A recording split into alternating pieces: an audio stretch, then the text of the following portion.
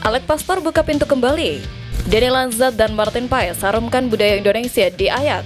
Stein Patinama pamerkan keindahan kampung halaman. Kiper lokal dengan statistik mentereng musim ini.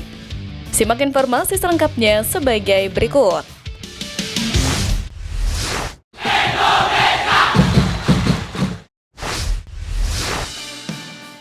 Stein Patinama pamerkan keindahan kampung halaman. Momen tandang ke markas Malut United di Stadion Kiraha Ternate menjadi pengalaman berbeda bagi bek sayap Stein Patinama.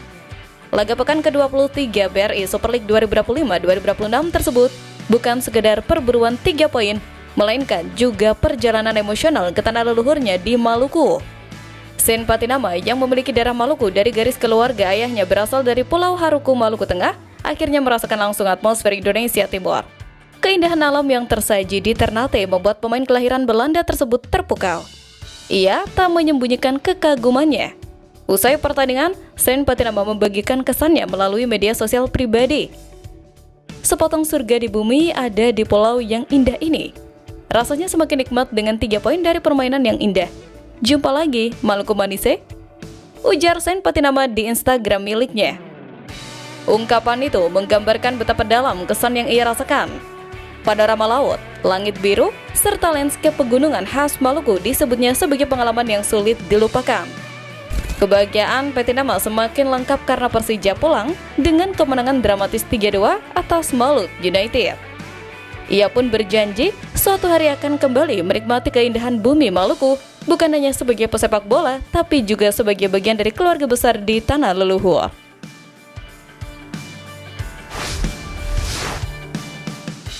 Kiper lokal dengan statistik mentereng musim ini.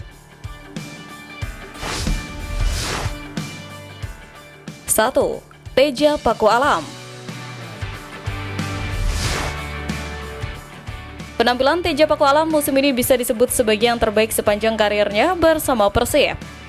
Pada kompetisi 2025-2026, ia berhasil mengoleksi 14 laga tanpa kebobolan, jumlah tertinggi di antara seluruh kiper Super League hingga pekan ke-23.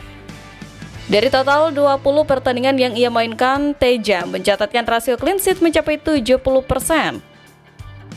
Catatan ini membuatnya menjadi kiper dengan performa paling efektif dalam menjaga gawangnya tetap steril sejauh ini. 2. Nadeo Argawinata. Di posisi berikutnya ada Nadeo Argawinata yang tampil konsisten bersama Borneo FC.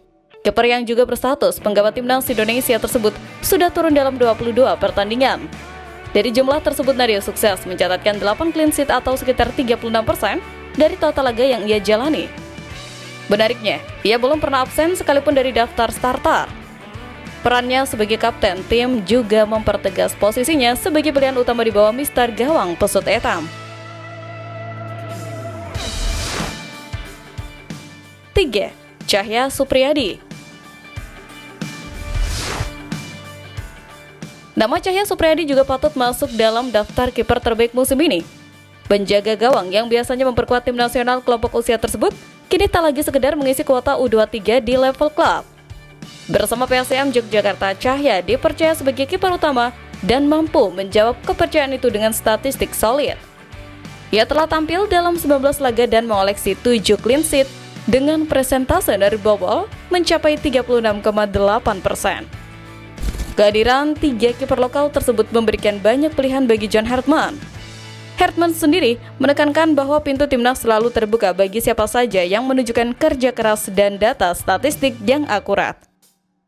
Persaingan antara kiper lokal dan kiper diaspora ini akan membuat level posisi penjaga gawang Indonesia menjadi yang terkuat di Asia Tenggara, bahkan mungkin di tingkat Asia. Hal ini tentu membuat kita tenang, karena siapapun yang diturunkan, gawang Garuda akan dijaga oleh tembok yang sangat kokoh. Denny Lanzat dan Martin Paes harumkan budaya Indonesia di Ayak.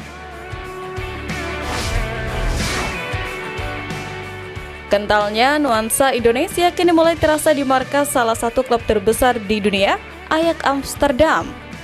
Dua sosok yang memiliki ikatan kuat dengan Indonesia yaitu Denny Lanzat dan Martin Paes secara aktif memperkenalkan budaya kita di jantung sepak bola Belanda. Sebagai informasi, Martin Paes dan asisten pelatih Denny Lanzat baru-baru ini ditunjuk menjadi duta budaya dalam sebuah acara internal klub. Denny Lanzat, ex-asisten pelatih timnas Indonesia, tertangkap kamera dengan bangga memakai batik dengan ikat kepala tradisional di depan skuad Ajax Amsterdam. Hal ini bukan hanya soal fashion, tapi merupakan bentuk kebanggaan dan diplomasi budaya yang sangat berkelas. Tidak hanya dari segi busana, kuliner khas Indonesia seperti rendang dan pepes ikan juga turut disajikan dan diperkenalkan kepada para pemain dan staf Ajax lainnya.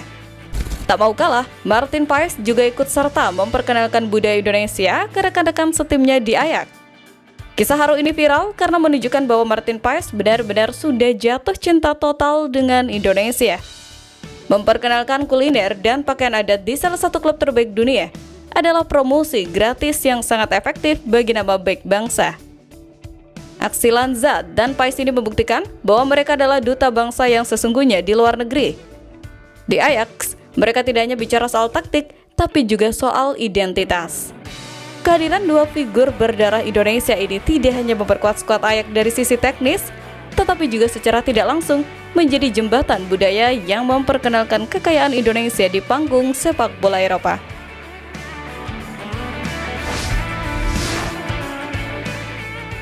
Alex Pastor buka pintu kembali.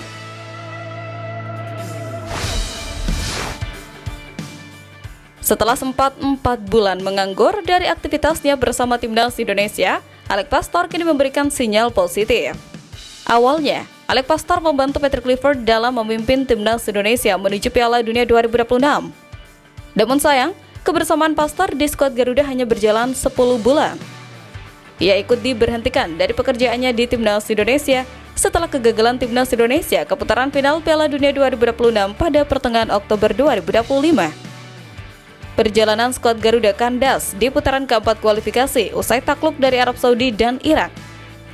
Meskipun saat ini dikabarkan sedang menjajaki kemungkinan untuk menangani AS Alkmaar di Belanda, namun Alex Pastor tetap membuka pintu untuk kembali berkontribusi atau memberikan masukan bagi pengembangan sepak bola Indonesia. Hubungan baik antara Pastor dengan jajaran pelatih saat ini, termasuk restu yang ia berikan pada pilihan-pilihan John Hartman, menjadi indikasi bahwa ada sistem berkelanjutan yang sedang dibangun.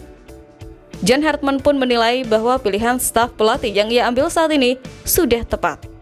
Kehadiran asisten-asisten yang memiliki visi modern sangat krusial bagi keberhasilan skema permainannya. Kelengkapan staf pelatih, mulai dari pelatih kepala, asisten taktis, hingga pelatih kiper profesional, menunjukkan bahwa skuad Garuda sudah dikelola layaknya tim-tim elit di Eropa. Kembalinya nama-nama besar ke radar timnas, baik sebagai pelatih aktif maupun penasihat teknis, memberikan jaminan bahwa transisi taktik menuju FIFA Series 2026 akan berjalan sangat mulus. Kita kini tidak lagi bekerja sendirian, melainkan didukung oleh jaringan pelatih profesional yang memiliki standar dunia. Pelatih kita John Hartman tampaknya benar-benar jeli dalam menyusun kepingan timnya. Kabar mengenai kembalinya sosok-sosok berpengalaman seperti Alex Pastor dan Denny Lanzat ke permukaan, ditambah dengan diplomasi budaya yang dilakukan Martin Paes di Belanda, membuat kita semakin optimis. Belum lagi, ada persaingan sehat di posisi penjaga gawang dari talenta lokal yang statistiknya tidak main-main. Lantas, seperti apa wajah baru timnas Indonesia sekarang? Kita nantikan saja debutnya di FIFA Series mendatang.